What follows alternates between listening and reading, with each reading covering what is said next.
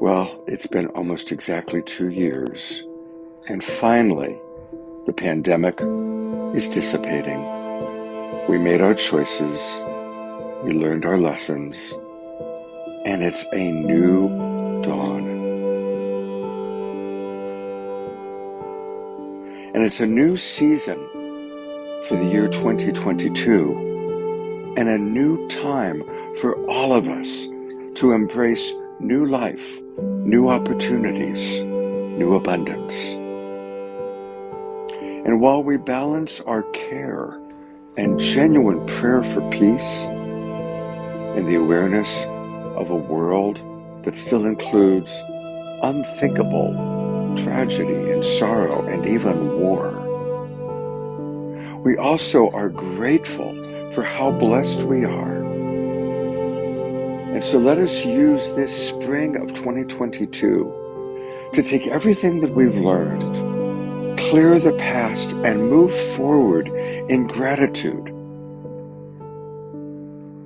for the freedom that we have, for the blessings of our lives, for the opportunity to come together again in community, online, and yes, in person. We are all part of the awakening world, and we all have the roles that we're playing as individuals and collectively. We are the imaginal cells finding each other to create a beautiful, incredible butterfly out of the old paradigm. So welcome to spring of 2022. Welcome to the awakening world. We come from the same source, a powerful love force. We're coming together, stronger than ever, not divided. We come from the same source, a powerful love force. We're coming together, hear the call, you are invited. We come from the same source, a powerful love force. Welcome, everybody. I'm Love Coach Scott Katamas, and we are doing a very special little empathy webinar today. A lot of people have called me the master of empathy, and other people say that. I want to say we're all students, I think, until the day we die. And we're always learning, and I'm certainly always learning and growing. But I have been studying relationship my entire life, and have had some amazing teachers. I was blessed to travel and teach with Marshall Rosenberg, the founder of Nonviolent Communication. I've studied with Tony Robbins and a lot of the kind of your major leading teachers of compassionate communication and relationship in general. And so this is going to be a fairly short little webinar. I am going to answer some questions. And I see some of my friends in the Zoom room: Tammy, Ray, Ducky, Josie Ann, Leora. Each and every one of you is special to me, so thanks for being with us. And definitely pop in the chat box any thoughts, questions that you have. And likewise, I'm going to be periodically looking down at, this is where my friends on Unify are coming in. And I see Tracy and Paul and Michael, Ronald. So any questions you might have about how we can give and receive empathy, especially in complicated relationships. You know, one of the things that I always like to lead with when I'm talking about empathy is that almost all of our great spiritual teachers that have lasted a long time taught compassion. They taught empathy. Obviously Jesus, but also Rumi, the Buddha of compassion, Prince Siddhartha, who became the Buddha of compassion, the Dalai Lama, Martin Luther King, even John Lennon. You know, the people that last, that's what their great teaching was compassion. And I want to give a few examples of our great teachers demonstrating profound compassion. We'll start with Jesus. Many of us were raised in the Christian tradition. And if, the story, and again, none of us know what did or didn't happen, but the idea that there's Jesus on the cross suffering, and crucifixion is a horrific way to die, really horrific. And among his last words, Father, forgive them. They know not what they do. Profound compassion. When Prince Siddhartha set off on his journey as a young man to figure out how he wanted to end all the suffering of the world, and he finally collapses under the banyan tree, and he becomes the Buddha of compassion when the enlightenment comes, and the enlightenment comes when he accepts there is suffering, and he becomes the Buddha of compassion. The best-selling poet in America for the last several years is the poet Rumi, a 12th century Islamic mystic who was probably gay. Best-selling poet in America. And he talks very much, a lot of his poetry is the pathway of the broken heart. When our hearts break, we don't contract and go into our cage, or our shell, we open our broken heart and we experience life even more fully. And then finally, a personal story, and then I see that Shai is here, so I'll bring Shai on. Most of you know that about 10 years ago, my wife died in my arms. And obviously it was heartbreaking to lose my wife in that way. And she was young, 52, which for me is very young. But as my heart broke open, I also, at the same time that she literally took her last breath, I simultaneously burst into tears because she was gone. But the tears were half mourning for myself and that she was gone, and also because I was so connected to her, half glorious because I could feel her liberation. And that taught me that when we allow ourselves to fully open our hearts, miracles happen.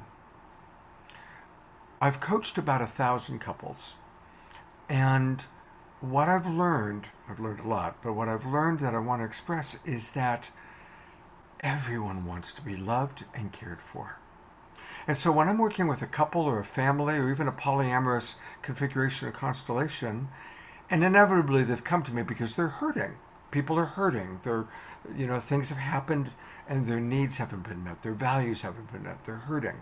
And they've put up walls. And maybe they're projecting onto the others certain things about them. What I try to do is help people remember the love. I don't dive right into, well, what did Joe do? Oh, so Sally had the affair. No. I asked Joe and Sally to remember moments where they felt really well loved, really well cared for by the other. We have to always remember the love. And if you are having pain in this moment about anybody in your life, to the degree you're missing love from that person, love that you once shared, or love that you long for, that's in direct proportion to the pain that you're in. It's almost like a mathematical formula that the pain we feel in our emotional body, in our relationships when they take a turn, the pain we feel is in direct proportion, exact equal, to the love we're seeking, the love we're longing for, or the love we once had that we're not experiencing. So, thank you, Leora. I'm going to bring Shai Fishman on. This actually all started because I'm going to be doing a workshop for Shai, and Shai, you're on camera now. He is the creator of Leveled Up Love, and he was supposed to be here to interview me, and he had a little technical snag. So, hello, Shai, welcome. Hey, thank you. Thank you for having me, and I can have you, and we can host each other and just have a cool conversation. Yeah. So, are there any questions you'd like to start with? Or I can see if there's questions from our Zoom room or from Unify. But do you have a question you'd like to start with? Well, first, I'm excited to have you join our community and come teach about empathy in specifically in polyamorous relationships. I know you teach empathy in all relationships, but specifically for our group, we have a lot of people that are struggling. I'd love to know what those that will attend who are polyamorous and looking for support, what should they expect from that workshop? Yeah, so for everybody who's watching, just what he's referencing is this is the workshop I'm going to be teaching. And if you're interested in attending, it's this Saturday at 10 o'clock Pacific time, 1 o'clock Eastern time. Mastering empathy in poly relationships, shifting from the reptile brain into frontal lobe responsiveness. And so let me talk a little bit about that. Because the main thing I will be teaching is how we can understand our reptile brain and when we go into reaction, and how to pull from reptile brain reactivity and move into the frontal and temporal lobe where we can respond. So let me talk about that for a moment. When a child is conceived, any of us who's watching and listening to me right now, when we're conceived, in our first 24 hours after our father's sperm successfully fertilizes our mother's egg, we begin our embryonic journey, and the very first thing that is formed is what becomes the reptile brain. The reptile brain begins, there's a cellular membrane, our spinal cord begins to grow, and the body grows around it. Point being that the oldest part of our body is what becomes the reptile brain, which ends up about the size of a walnut in the back part of the brain.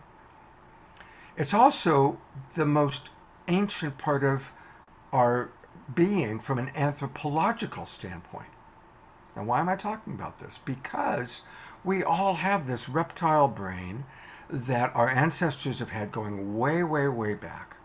And you know what? It was a good thing because it kept our ancestors alive long enough so they could procreate and continue the race. What does the reptile brain do? The moment we perceive the possibility of attack, not attack itself, but the possibility of attack, that reptile brain goes off. Here's my little reptile brain. It goes off. And we go into fight, flight, freeze, or fawn. Our brain is programmed. Possibility of attack, fight, flight, freeze, or fawn. Fawn is basically ass kissing. It's when the big dog surrenders to the little dog and exposes its attack. It says, okay, you can kill me. Please don't. Fight, flight, freeze, or fawn. That's what's ingrained in our brain. Now, our ancestors primarily had to live in reptile brain reactivity because they were constantly facing danger.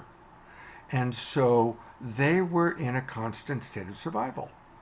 People that suffer from PTSD or grew up in an unsafe home where they are consistently vigilant, also, they spend much more time in reaction. However, the movement of the human species is from surviving to thriving. Most of us who are watching this, we're blessed. Most of us have not been in physical survival. Most of us have not fought in wars. And so to the degree that we haven't faced physical survival too often, or that our ancestral lineage is further removed, is the more that we automatically start showing up in the frontal lobe. The frontal lobe is where the empathy center of the brain is and the observer part of the brain is. So now I've talked about our ancestors who were in constant survival, and that's where we're coming from. And God bless our ancestors. God bless what they went through to give us the freedom, the incredible freedom that we have today. But where we're going is thriving. The Dalai Lama allowed people to hook electrodes up to his brain, and they tracked how his brain functions. And what they discovered after 90 minutes of research was that his synapses were entirely firing up here, never back here. So the lead researcher decided to test him and showed him photographs of Chinese soldiers burning down a Tibetan temple. Shows him the photos. Come on, what are you feeling? What are you really thinking when you look at those photos? As the Dalai Lama looked at the photos, he wept. He didn't stuff his emotions, he cried. But his synapses continued to fire up here. The lead researcher took one last shot at it, if you want to use that expression. He said, come on, how do you feel when you think about the fact that clearly Chinese soldiers are raping Tibetan women, perhaps even murdering your people? How do you really feel? Synapses continued to fire up here. The Dalai Lama got very silent, went into kind of a meditative place, came out and said, it reminds me that I must pray equally for the Chinese soldiers as I do for my Tibetan people. This is what I will be teaching on Saturday and any time I'm teaching empathy. How do we do that? How do we do that when somebody has said something to us that really hurts? Or we're in a scene and we're scared. Going into the empathy scene, oh my God, the person I love is in love with someone else, or having sex with somebody else, or wanting to have sex with somebody else. Totally activating our animal body. Our reptile brain and our animal body gets really stimulated with stuff like that. You know, a lifetime or two ago, we killed each other over stuff like that. And now we're trying to practice compersion. Compersion is the ability to be in the frontal lobe and to take joy in the pleasure of someone we care about, even when we're completely disconnected from it. We're connected out of our care for that person, but we're not actually playing. It's kind of like a mother watching her 5-year-old play, and she's taking joy seeing how happy the 5-year-old is playing with his little toys, right? So in empathy, we learn what are our triggers, what's the kryptonite, what are the things in my life that I'm vulnerable to. You know, even Superman had kryptonite. What's kryptonite? Pieces of his own home planet. Same thing for us. Most of the time, whatever our wounding was as a child, we carry in. If you had a father that was violent and verbally abusive and loud, then loud, aggressive behavior, you automatically are going to go into reptile brain. If you had a parent that was neglectful or didn't really care for you the way you needed, then you can quickly go into abandonment stories or rejection stories. Now, none of these things are bad or wrong. They're part of our human condition. They're what we're here to learn. I believe we're here to learn to love, starting with ourselves. So these tools are about recognizing, okay, what's my history? What are my veils of past pain that come down and get in the way of my ability to see things clearly or to see this other person clearly? I'll bring Shy back on for a moment. So, you know, for example, let's say Shy and I haven't had much contact, and the last time we did, something hard happened. And I'm in a good mood, and then all of a sudden Shy shows up. My reptile brain takes over because I don't see Shy as a beautiful, wonderful human being. My reptile brain remembers him as an enemy, as someone to be feared. Because the last time we interacted, I'm making this up by the way, Shy and I are good. But if the last time we interacted or a previous time we interacted, we fought, or I felt threatened, I felt judged or criticized or shamed by him, then my reptile brain sees him and associates him as an enemy. And this is how we can go from really deeply loving someone to seeing them as an enemy, because it's our brain actually protecting us. One interesting example, let's say we've got a husband and a wife, and overall they've got a good relationship. But the last time they had a big fight, she was wearing a red blouse. 3 months later, since that fight happened, she comes downstairs into the kitchen and she's wearing that red blouse again. First time she's worn it since then. Her husband looks up, sees her, but sees the red blouse unconsciously. His brain might automatically associate the red blouse with fighting with her, and he might look up and say, "What is it now?" She's in neutral. She's like, "Nothing. What's wrong with you?" I know that face. I know that face. I don't want to fight with you. I don't want to fight with you either. And now they're in a fight, right? And you know what happened? It was his unconscious reptile brain just remembering that red blouse and sending that message of danger, danger. So we have to learn What are the red blouses in our life? What are the people or the situations where we're vulnerable? And when it comes to polyamory, we are very vulnerable. When it comes to multiple love, sex with other people, people we love having sex or wanting to have sex with other people, this triggers some of our hardest stuff. So, Shai, I'll turn it back over to you for any thoughts or questions. Wow. Wow. That was incredible. That was an incredible um, perspective that is, it seems like attachment theory and what you shared, everything is intertwined. Yeah. Love the analogy of kryptonite. If I can be a bit vulnerable, I can share that. And I've shared this before with our community that, when I and prior partners, but specifically my current partner, Leah, when she got upset, I, I did not tap into empathy. I was just upset that she was upset. I didn't understand. I felt like I was being attacked for doing nothing wrong.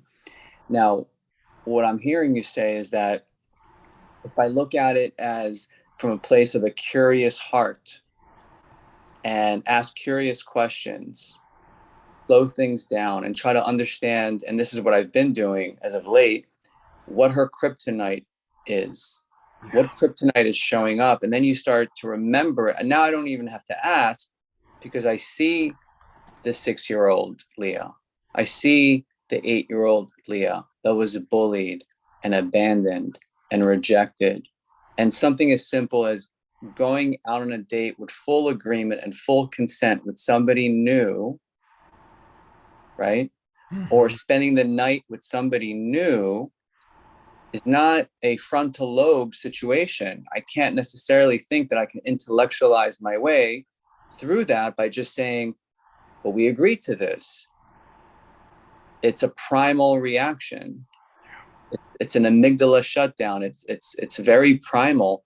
And knowing that where that's rooted creates empathy and compassion for what she's moving through. At this point, without even naming it, I'm already visualizing the girl that was bullied, that was rejected, that was abandoned by multiple people. And I slow down to have empathy in our relationship because I understand that. Beautiful. That's beautiful, Shai. And that's exactly it. And it's going from the head, why can't you be the way I want you to be? Right? Into the heart of, oh, wow, you're hurting right now. You're scared. You're hurting. And and it's about, instead of the focus on wanting them to be the way we want them to be, the focus being on what they're experiencing. And that's, again, a big part of what we'll be working on. And this is what I learned from Marshall Rosenberg, is that feelings and needs or values are what's always real, right? Your mind can forever intellectualize why somebody should or shouldn't do something or think something. But if they're scared, they're scared. If they're hurting, they're hurting. If their need for care, consideration, kindness, respect isn't being met the way they want, that's not arguable. Doesn't mean you're unkind. It means that they're seeking an experience and they're not having it and they're scared or they're hurting. And we got to Mm, always drop into understanding that and feeling it with them. And mm, then when a person trusts that you're truly feeling them, that's real intimacy. mm. You know? I think a Yeah. lot of times in polyamory, people are going for sexual intimacy before establishing the emotional intimacy. And not just Mm, in polyamory, just oftentimes even in dating or even in sex, even people that are married. And one person's horny and wants to get into it, and there's not that emotional connection, and the other person's not there. And so emotional intimacy is actually the great aphrodisiac for us all, especially in mature relationship. yeah. Feeling safe is foreplay. Yeah, exactly. Safety Exactly. is foreplay, and we forget that the reason our partner is not into something is because something is going on for them. They are feeling unsafe emotionally in some way in their life, and if you don't clear those issues that they're struggling with, sex, they might be doing it just to put on to go along to get along, and then that sex is not really intimate. They're zoning out, they're spacing out, they're not really with you for that Yeah. experience. And it's interesting that you bring up Marshall Rosenberg's work. I've been fascinated by him for years. I took a bit of a weekend workshop once, and I followed different modalities, and I ended up mixing and matching different modalities. But NVC was truly what inspired my blueprint. And when you're speaking about needs and feelings, I created this uh, acronym called OMEN, OMEN, observations, meanings, emotions, and needs. Mm-hmm. And when I sense my partner starting to go into a primal panic or, reptile brain reaction to something, I recognize it and I slow down, and I use my system essentially to create that connection where she truly feels seen. Yeah. I do that by asking, "Oh, what are you seeing, thinking, feeling, and needing right now?" In other words, what are your observations, meanings, emotions, and needs? And I slow it down and I ask questions that extract a full expression of what they're seeing, thinking, feeling, and needing. And I mirror it back step by step. Oh, so you're seeing that I came home this morning and that I didn't call you last night the way we agreed to. I see. And your meaning is that I was caught up in infatuation with somebody new. I can see that. Okay. And you're feeling you were feeling abandoned, and you're feeling abandoned right now, right? So your need for emotional safety, respect, connection was not getting met, was it? And they'll respond, and you start to see like a visceral change in their face, in their body, when you do that. And then what I'll do is I'll double down on it, and I'll say something along the lines of, I can totally see how you felt unsafe emotionally. I can totally see, with that information that you've shared with me, that you didn't feel respected or connected in that moment. And I love you, and I don't want you to feel that. I don't want you to feel unsafe and unseen and unloved. And more, I start to see this incredible visceral reaction in my partner. And then I triple down on it and I say, "Can I hold you? And can we just breathe into the possibility that we can get your needs met, that you can feel safe and seen and loved?" And then we hold. And at that moment, I know that I've shifted from reptile brain to frontal cortex, right?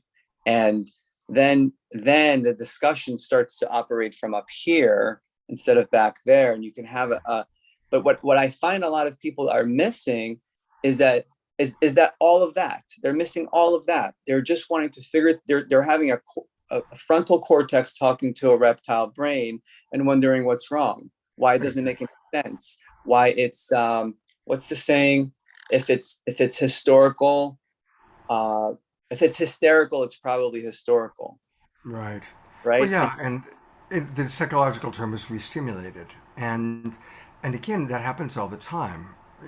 As a coach, my job is to bring people back to center, and only have them talk about the hard stuff when they both are centered.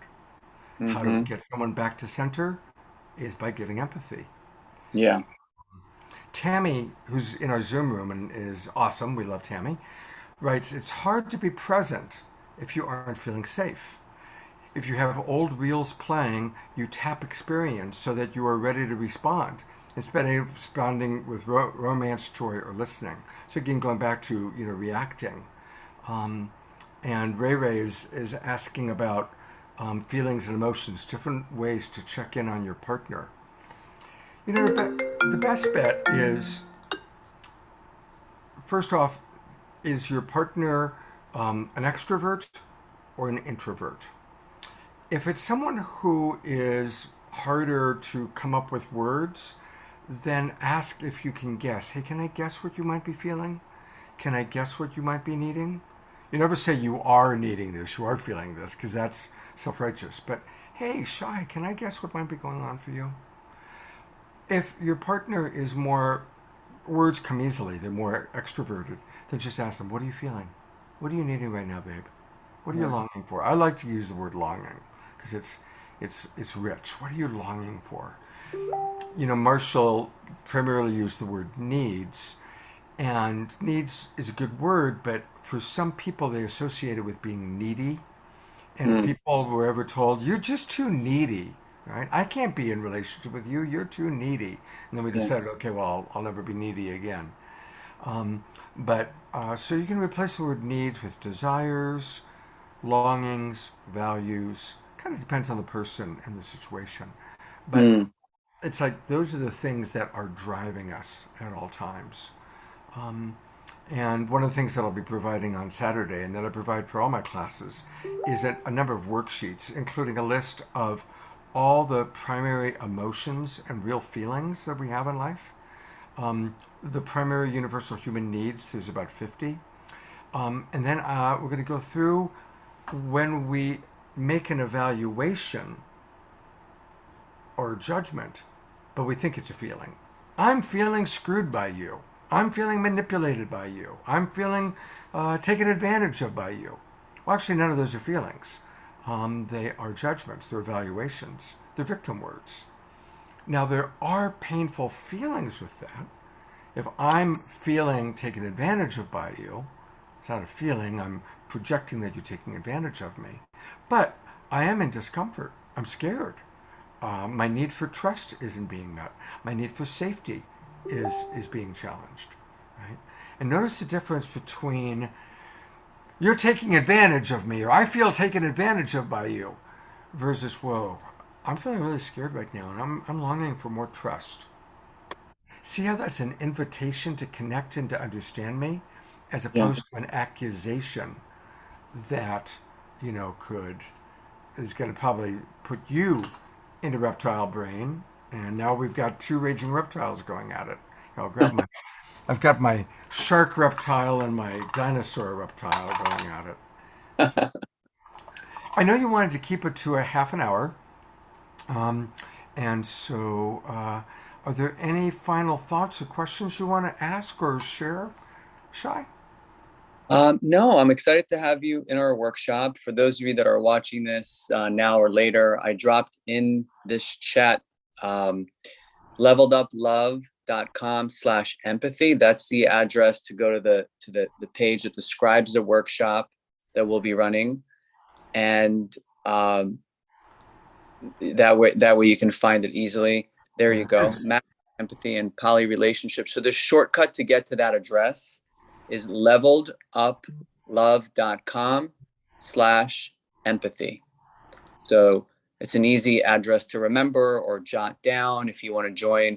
If you're a polycurious, if you're a polyamorous, if you're monogamous, there's so many these days, you may have heard this statistic, but 40% of millennials say that they might prefer a non-monogamous relationship. That's a huge statistic. 30% of all American adults say that they would be interested in exploring a non-monogamous relationship. And 5%, supposedly it's probably higher, are actually practicing some form of non-monogamy, whether it's the swinger lifestyle or polyamory or monogamish. So it's certainly becoming a lot more prevalent. We were featured on national TV.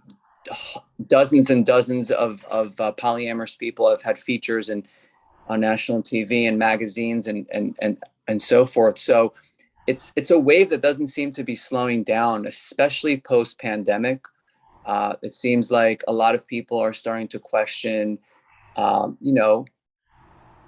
if what they've been doing in terms of relating, if there's maybe another way that might work for them. And I want to be also, for those of you that are monogamous, I want to make sure I put my disclaimer out there that I don't believe one way is any better than the other. I don't believe that it's polyamory versus monogamy, and I'm some polyevangelist trying to get you to decide. The truth is, it's not about those options. It's about conscious relating.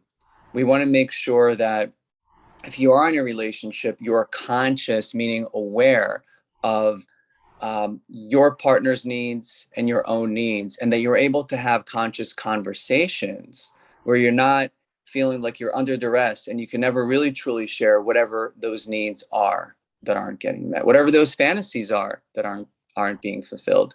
Being able to have these conscious conversations is what it's about, no matter where you end up, so that everybody ends up, thriving, not just surviving in their relationships. Beautiful. Just yesterday, Vogue magazine did this story. You can find it in Vogue magazine this month. The More the Merrier is consensual non-monogamy, the new till death do us part. And it's a really interesting article. And that I just saw it yesterday. If anybody wants more information, again, go to Leveled Up Love, or you can direct message me on Facebook Messenger, and I'll send you the link to where you can register. And again, I'll show the little poster one last time. It's this Saturday, April 9th, from 10 o'clock till 12 noon Pacific, 1 till 3 Eastern. And thank you, Shai. Thank you, everybody, for being with us. I really appreciate our friends in the Zoom room. And again, lots of love to people on Unify. And if you have more thoughts or questions, I want to read one thing from, this is from D.C. Reed. The cellular trauma just impacts and exasperates and creates further cellular trauma. Absolutely, that's right. She writes, I'm dealing with ancestral past life trauma. Why does this actually feel so real? Is it because the experiences I've been having are what are causing me the trauma? Or is it the cellular trauma just triggering past experiences? That's a great question. I'm going to tackle it and then we'll sign off. So let's put it this way. None of us know for sure about how past lives work or don't work. But from a scientific point of view, we do know through epigenetics that we carry the cellular memory of the trauma of our ancestors going back multiple generations. And we get that download in our own DNA before we're even born. So we absolutely have the memory of our ancestors' trauma. And then if you want to add to that past life trauma, whether it really is a past life that was historical, a past life that you really lived, or just connecting into the ocean of oneness, right? I'm assuming there's a way of looking at it that all lifetimes are interconnected, that theoretically we can connect to any past life of any person, right? However that all works, the bottom line is when we're feeling it, and I'm guessing that, Mary, you're very empathetic and very sensitive, and perhaps in tune with other realms, multidimensional. So the more multidimensional we become, the more sensitive we become, the more tuned into the desire to heal our ancestral lineage, the more likely we are to experience past life trauma that we didn't directly experience ourselves, but it still informs our way of thinking. It informs our decision making, especially from the reptile brain. I like to think that our ancestors, who just were too busy working 3 jobs, crossing the plains, fighting wars, they didn't have the time or the energy or the capacity to deal with the psycho-spiritual patterning. But we do have that freedom. We do have the tools. We have attachment science. We have compassionate communication. We have Rolfing. We have 100 different ways to be in tune with ourselves and to heal deep-rooted trauma. And I truly believe that just as our ancestors paid an incredible price for us to have the freedom that we have today, we pay it back by using that freedom to heal the ancestral lineages. And what's the name of my show that I do every weekend? It's The Awakening World. We are awakening as a species, and each of us as individuals. And part of our awakening is learning how to manage our emotions, learning how to manage our relationships, learning how to create win-win in all of our relationships, whether it's monogamous, friendship, family, or polyamorous. Learning how to care authentically about the other person equal to yourself. Not more, not less. Equal. That's a big part of what we'll be talking about on Saturday, is how can we really create equality of care. So I'm really appreciating there's a great chat going on between Ducky and Leora and Tammy in the chat box, so that's cool. Welcome, Cassandra. Glad you joined us. All right, Shai. Well, this was fun. And thanks for hosting me on Saturday. And again, if any of you had questions that I didn't get to, send it to me in a Facebook private message and I will respond to you. And hopefully, I'll see you on Saturday at this event that Shai's hosting. And it's interactive, so I'll be able to directly interact. It won't be, this was a Zoom webinar. This is going to be, I assume it's a Zoom meeting, right, Shai? Yes. So I'll be able to see people and we'll be able to interact a little bit more easily. Yes. Cool. Looking forward to it. All right. Thank you, everybody. Have a wonderful afternoon. Thanks for joining us. Thank you. Take care, everyone. Bye-bye. I'm going to save the chat. There